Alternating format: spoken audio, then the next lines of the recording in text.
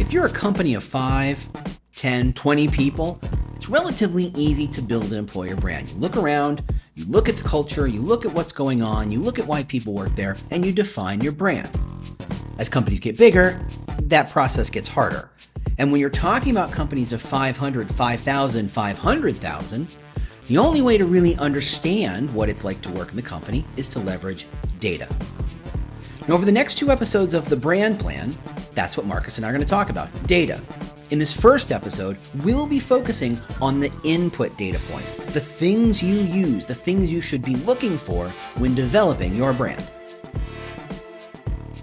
Hey, Marcus. Hey, how's it going? It's good. It's good. It's been a crazy week this week, but I think I'm seeing the other side of it, which is really good. How about you? Yeah, well, I mean, I've just been looking forward to. We're finally at the episode where I can kind of ramble on about data for a bit, and we couldn't do it at first until we got some people to listen to some other things first. But, Yeah. we're on to one of my pet topics. And it's not, and full disclosure, it's not just going to be one episode. It's a double. It's a 2-header. It's going to be, yeah. Yeah, I think, the bad news for the listeners is we had a chat about this, decided we couldn't do data in one episode because there's just too much to get into. And we scratched our heads for a bit, and we think we've got a formula for how we're going to break it up, which is this week we'll talk about input data. What data are you using to make decisions and decide what you are going to say and what you're not going to say and where you're going to say it. And then next week we'll look at input data, which is how do we know if this is working? How are we going to calculate ROI? How are we going to discount it, when we have made a quality hire, which is a bigger and more complicated topic. But yeah. let's start with the inputs. Yeah. It's tough because I think employer branding and talent strategy encompasses so much. It's trying to encapsulate, it's doing an almost impossible job. It's trying to tell a story in as concisely and precisely as possible. And it can, I imagine it's like, I'm probably going to miss it. It's just the plague. Camus, one of his main characters can't write a novel because he has to make sure every word is precise. And I think on a lot of levels, companies have a similar kind of challenge thinking about their employer brand and all, because all the data is coming in and they know if they wait 12 seconds, there's more. So it kind of slows them down. So I hope that we can kind of have this conversation, not just in terms of look at all the data and Marcus can totally nerd out, engineering style, which is going to happen. But also, what do you really need? And what's the minimum amount of data that's useful? And how do you know when you're good to go? Absolutely. Although, honestly, we could just nerd out on Camus. I love that book. It's the town clerk, and he gets stuck on his opening line. But let's leave that one to one side. I think there's... We talked about it in an earlier episode. There's a lot of people who've got an enthusiasm to be data-driven, but I think that enthusiasm can lead you to make some mistakes if you try and believe that the data says something that it does. And I want to reassure people is there is a way of using data well, but some of the using data well is understanding when you're going to reject the data and go, no, that's not good enough. I'm going to not pay too much attention to it. But I think there are a few different types of data I'd love us to get into over the course of this next episode. And I think one of the topics might be a good to start is market data. How are you going to decide what is going on in the outside world? You've been set some targets. The business has come to you and come, hey, we want to hire these kinds of people in these sorts of places. How are you going to help yourself and the business understand this is what the talent landscape looks like right now. Okay, how fierce is the war for talent in the battles I'm going to be fighting within that war? And, really start managing expectations or indeed lobbying for more budget and say, look, this thing you want me to do, that's going to be really difficult. Whereas this thing over here looks okay. And where are you going to go for that stuff? I think is a good starting point. And there are a bunch of different places you can go for that kind of stuff is the good news.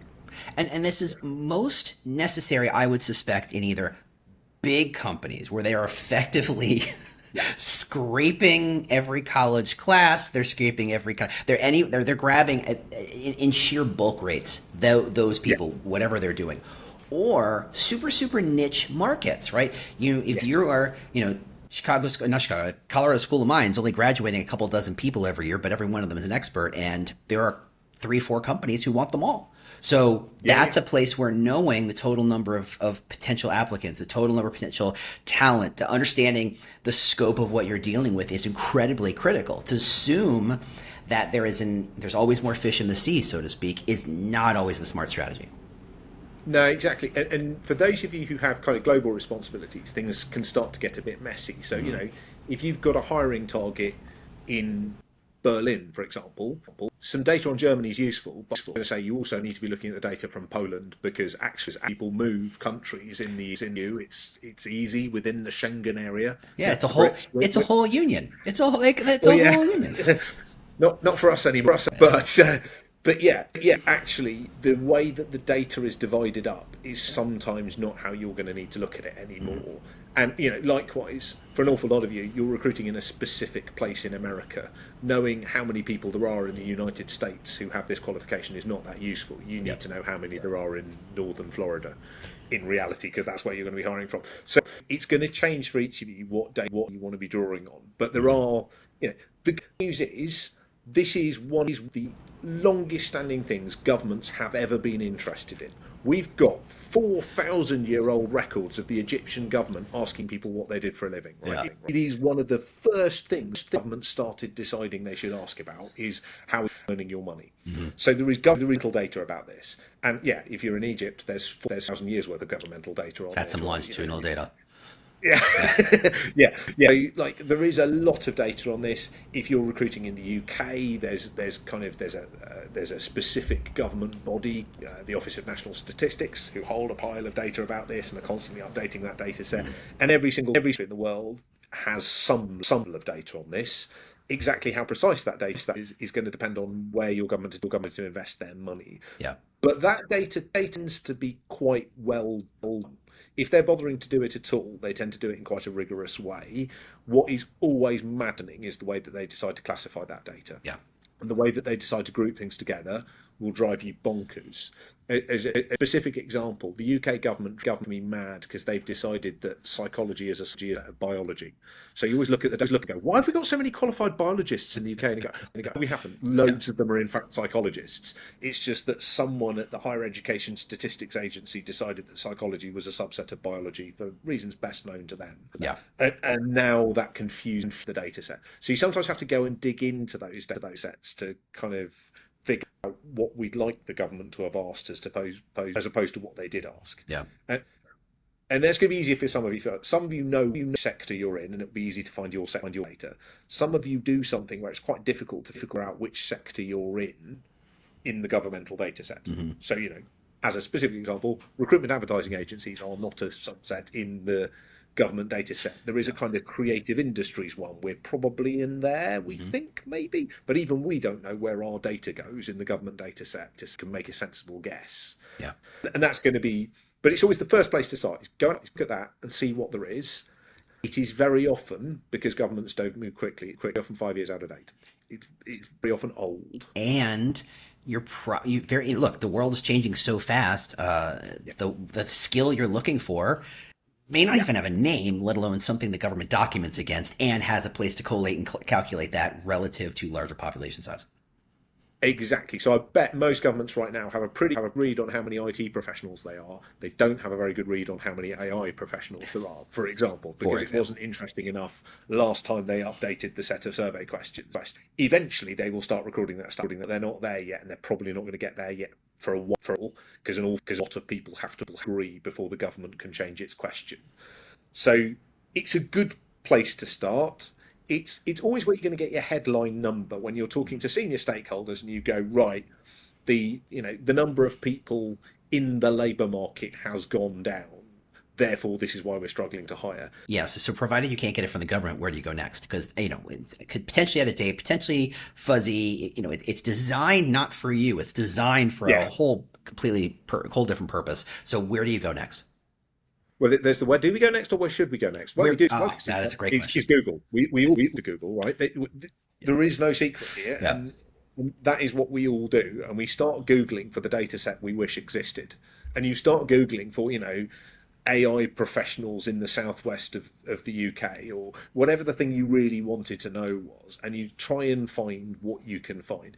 And there are various people who might have data, but you're now into the realms of there are now people who have a commercial agenda in play, and that's going to play into that data. So you might find that there are kind of data organisations who say that they've got some data on this, and there are big global polling companies who might say, "Oh, we've got a piece of data that does that thing that you want," but now you're going to have to pay to buy it off them because that's their business, is selling that data.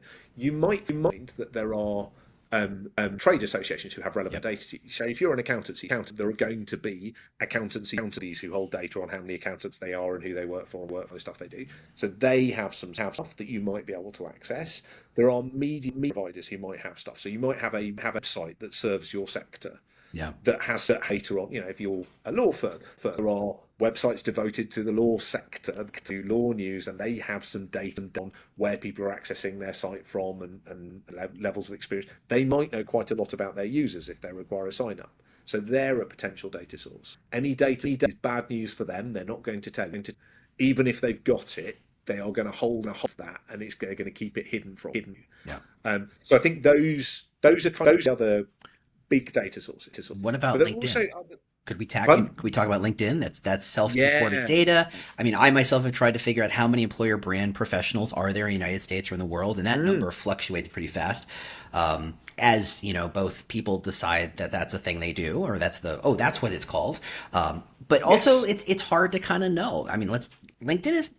Is not well known for having a strong search engine, so even that sometimes is hard to kind of rely upon.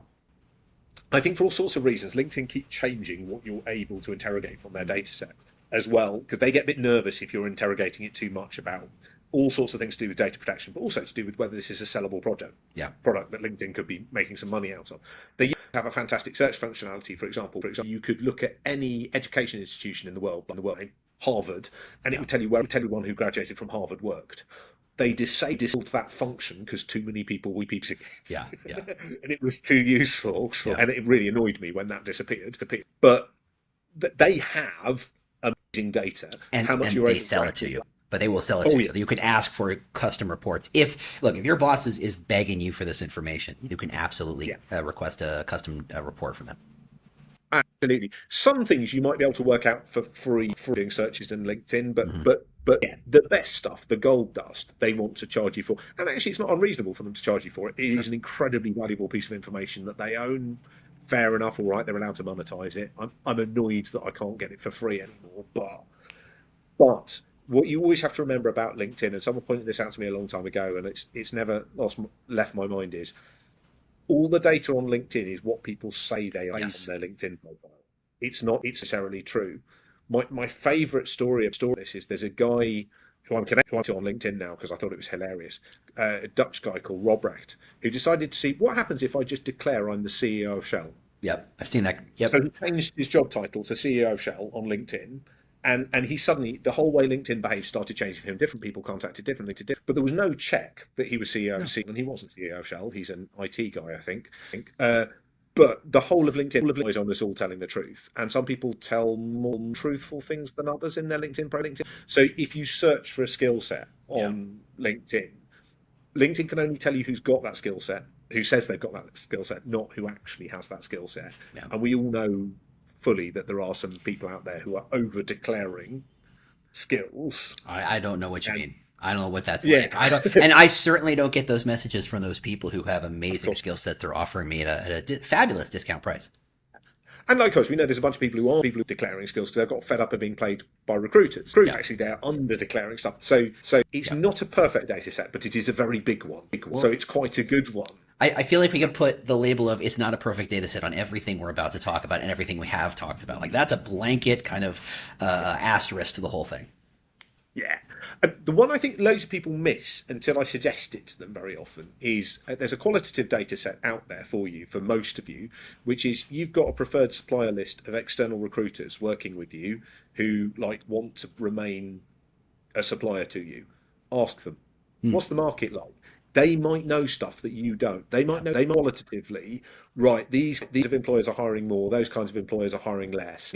And they might be prepared to give you a kind of the record or kind of like high level view of how the world looks from their business revenue and their business plan, which actually can be incredibly helpful. This is when you find out, oh, everyone in our sector is hiring at the moment. They're like, yep, the phone's off the hook. Sorry, this is why I couldn't get back to you for 2 days. It's because I'm flat out at the moment. How busy your preferred supplier list is often a very good clue to what's going on in the market. It won't give you a number, but it might well give you that real insight into what's actually happening, particularly in your competitor set. Yeah, probably working with them too. It's not the data, it's the flavor, it's the sense, it's the sensation around it. But very often, that's the piece of data that is going to convince your senior stakeholder. Is that one of our preferred supplier lists that all of our competitors are paying 10% more than we are in the market. Right. Okay, that is a piece of data that actually only comes from one person, and it's a quote and it's qualitative. That will have more power than anything you get out of a government data set because it feels, and also probably because it's current and naive. Yeah. So that's a really useful data source, and I'm constantly surprised how many people are not wringing data out of that, because that is a bunch of people who will talk to you because they've got a incentive in talking to you. They won't necessarily always entirely tell you the whole truth and nothing but the truth because they don't want to offend you. Yeah.